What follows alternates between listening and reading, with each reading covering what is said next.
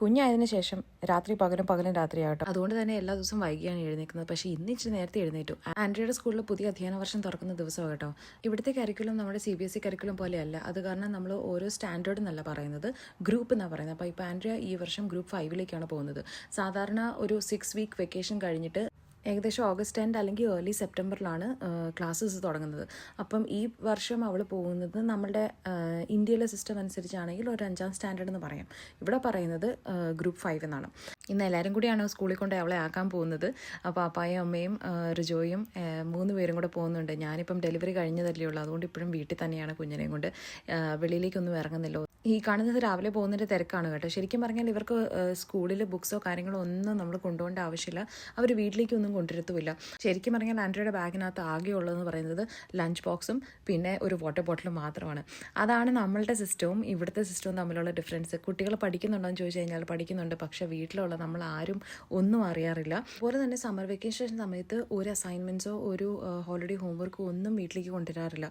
അപ്പോൾ പിള്ളേർക്ക് ശരിക്കും അവരുടെ സമ്മർ വെക്കേഷൻ എൻജോയ് ചെയ്യാനുള്ള സമയമുണ്ട്. നമുക്ക് വേണമെങ്കിൽ അവരെ ചെറിയ സമ്മർ ക്യാമ്പ്സിനും ഒക്കെ നമുക്ക് അവരെ എൻറോൾ ചെയ്യാവുന്നതാണ്.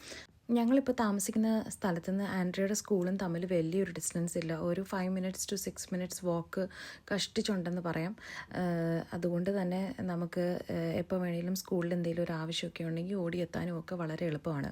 നെതർലൻഡ്സിൽ സമ്മർ ആണെങ്കിലും ഇന്ന് അത്യാവശ്യം മൂടി കെട്ടിയ ഒരു ദിവസം. അപ്പോൾ മഴ പെയ്യാനുള്ള ചാൻസ് ഒക്കെ ഉള്ളതുകൊണ്ടാണ് അപ്പായും റിജോയും വലിയൊരു കുടയൊക്കെ എടുത്തത്. സാധാരണ വന്ന് കെട്ടിപ്പിടിച്ച് ഉമ്മയൊക്കെ തന്നിട്ട് പോകുന്ന ആളാണ്. ഇന്ന് മറന്നുപോയി കേട്ടോ, എക്സൈറ്റ്മെൻറ്റ് കൊണ്ടായിരിക്കും. അതുകൊണ്ട് അവൾ തിരിച്ച് ഓടിയൊക്കെ വന്ന് ഉമ്മയൊക്കെ തന്നിട്ടാണ് പോയത് കേട്ടോ സ്കൂളിലേക്ക്.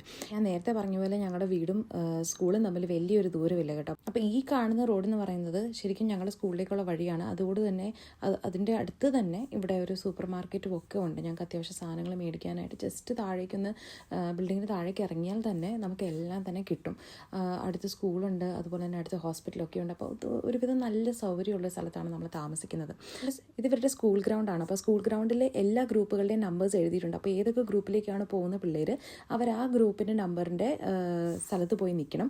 എന്നിട്ട് അവരുടെ ടീച്ചേഴ്സ് വന്നിട്ട് ഒരു ചെറിയ ഇൻട്രൊഡക്ഷനൊക്കെ കൊടുത്തിട്ട് പേരൻസിനെ എല്ലാം ഗ്രീറ്റ് ചെയ്ത് കഴിഞ്ഞ് അവർ ക്ലാസ്സിലേക്ക് കൊണ്ടുപോകും. ഇത്രയുള്ള കാര്യം കേട്ടോ. ഞാൻ കൂടെ പോകാത്തതുകൊണ്ട് ഈ വീഡിയോ ഒക്കെ എടുത്തത് റിജോയാണ് കേട്ടോ. അപ്പോഴത്തേ അമ്മ ഓൾറെഡി ഉപ്മാവൊക്കെ ബ്രേക്ക്ഫാസ്റ്റിന് ഉണ്ടാക്കി വെച്ചിട്ടാണ് പോയത്. എനിക്കറിയത്തില്ല നിങ്ങൾ എങ്ങനെയാണ് കഴിക്കുന്നത്. ഞാൻ പക്ഷേ ഇതിനകത്ത് പഞ്ചസാര ഒന്നും ഇടത്തില്ല, ഇച്ചിരി തേങ്ങ ഇട്ടിട്ട് കഴിക്കും. പ്രസവം കഴിഞ്ഞിട്ട് കുറച്ച് ദിവസമല്ലേ ആയുള്ളൂ, അത് കാരണം മസ്റ്റായിട്ടുള്ളൊരു വേദുകുളി ഉണ്ട് കേട്ടോ. അപ്പോൾ അത് കുറച്ച് ദിവസമായിട്ട് ഞാൻ ചെയ്യുന്നുണ്ട്. കുളിയൊക്കെ കഴിഞ്ഞിട്ട് ഇന്ന് ഞാൻ ഓർത്തു, ഞങ്ങളുടെ ഫ്രണ്ട്സായ അൻഷിഫ, റോസ്, ഗീതു അവർ 3 പേരും കൂടി നമുക്ക് കുഞ്ഞിനായിട്ടൊരു ഗിഫ്റ്റ് അയച്ചിട്ടുണ്ടായിരുന്നേ. 2 ദിവസമായിട്ട് അതിവിടെ വന്ന് ഡെലിവറായിട്ട് കിടക്കുമായിരുന്നു. ഞാനെൻ്റെ മടി കാരണം ഇങ്ങനെ വെച്ചുകൊണ്ടിരിക്കുകയായിരുന്നു. അപ്പം ഇന്ന് ഏതായാലും അത് തുറക്കാമെന്ന് വിചാരിച്ച്. നമ്മൾ ശരിക്കും കുഞ്ഞിന് ടമ്മി ടൈം കൊടുക്കാൻ വേണ്ടിയുള്ളൊരു പ്ലേ ജിമ്മാണ്. അത് ശരിക്കും അവരുടെ ബാക്ക്, ഷോൾഡർ, പിന്നെ കഴുത്തിൻ്റെ മസിലൊക്കെ സ്ട്രോങ് ആവാൻ ഹെൽപ്പ് ചെയ്യും. അതുപോലെ തല ഫ്ലാറ്റ് ആവാതെ ഇരിക്കാനും നല്ല ഷേപ്പിൽ ഉരുണ്ട് വരാനും ഒക്കെ നമ്മൾ ടമ്മി ടൈം കൊടുക്കുമ്പോൾ അത് ഹെൽപ്പ് ചെയ്യും കുഞ്ഞിന്. പിന്നെ പിള്ളേർക്ക് സ്വതവേ ഉള്ള ഗ്യാസ് ട്രബിളും അതൊക്കെ മാറും. പക്ഷെ നമ്മൾ ന്യൂ ബോൺസിന് ടമ്മി ടൈം കൊടുക്കുന്ന സമയത്ത് നമ്മൾ എപ്പോഴും അവരുടെ കൂടെ ഇരിക്കണം. എനിക്കൊന്നൊരു 10 മിനിറ്റ് അതിൽ താഴെയൊക്കെ മതിയാവും. പക്ഷെ നമ്മളൊരു സൂപ്പർവിഷൻ ഇല്ലാതെ അവരെ വെറുതെ തറയിൽ കിടത്തിയിട്ട് നമുക്ക് പോകാൻ പറ്റത്തില്ല. ഇങ്ങനെ നമ്മൾ കമിഴ്ത്തി കിടത്തി കഴിയുമ്പം വയറിന് ചെറുതായിട്ട് പ്രഷർ ചെല്ലുകയും അതോടുകൂടി ആ ട്രാപ്ഡ് ആയിട്ടുള്ള ഗ്യാസും കാര്യങ്ങളും ഒക്കെ ഒന്ന് റിലീസാവാൻ ഹെൽപ്പ് ചെയ്യും. ദിവസത്തിൽ 3-4 പ്രാവശ്യം ഒരു 5 മിനിറ്റിന് താഴെയാണ് ആദ്യമേ നമ്മൾ ടമ്മി ടൈം കൊടുക്കേണ്ടത്. കുഞ്ഞിനൊരു 3 മാസം ആകുമ്പോഴത്തേക്കും ഏകദേശം 1 മണിക്കൂർ അടുത്ത ഒരു ദിവസം കിട്ടുന്ന രീതിയിലാണ് നമ്മളിത് ചെയ്യേണ്ടത്. അപ്പോൾ ഈ കാണുന്ന കാര്യങ്ങളൊക്കെ കണ്ടുകൊണ്ട് കുഞ്ഞിന് കിടക്കുകയും ചെയ്യാം. ചെറുതായിട്ട് ഇങ്ങനെ കിളിയിൽ ശബ്ദം വരുന്ന സാധനങ്ങളൊക്കെ ഉണ്ട് കേട്ടോ ഇതിനകത്ത്. ഇതിൻ്റെ മാറ്റിൽ നമ്മൾ കുഞ്ഞിനെ കിടത്തി കഴിഞ്ഞാൽ അവരുടെ കാലിട്ടിങ്ങനെ അടിക്കുമ്പോഴത്തേക്കും ആ പിയാനോയിൽ കാല് തട്ടിയിട്ട് പിയാനോ പ്ലേ ചെയ്യുന്ന പോലത്തെ ശബ്ദങ്ങളിങ്ങനെ വരും. അപ്പോൾ അത് ഒരു മ്യൂസിക്കൽ എൻ്റർടൈൻമെൻറ്റും കൂടി ഉണ്ട് സെറ്റിനകത്ത്. ഈ പ്രോഡക്റ്റ് നല്ലൊരു പ്രോഡക്റ്റാണ് കേട്ടോ. ഇതിൻ്റെ ലിങ്ക് ഞാൻ എൻ്റെ വീഡിയോയുടെ താഴെ ഇടുന്നുണ്ട്. പണ്ടത്തെ കാലത്ത് നമ്മൾ സാധാരണ കുഞ്ഞുങ്ങളെ ഒരു പായ വിരിച്ചിട്ട് അതിൻ്റെ മുകളിൽ മഞ്ഞളും എണ്ണയൊക്കെ തേപ്പിച്ചിട്ട് ഇങ്ങനെ കിടത്തുക ചെയ്തുകൊണ്ടിരുന്നത്. പക്ഷേ ഈ പ്ലേ ജിം അതിൻ്റെ ഒരു മോഡേൺ വേർഷനാണ്, അത്രേ ഉള്ളൂ.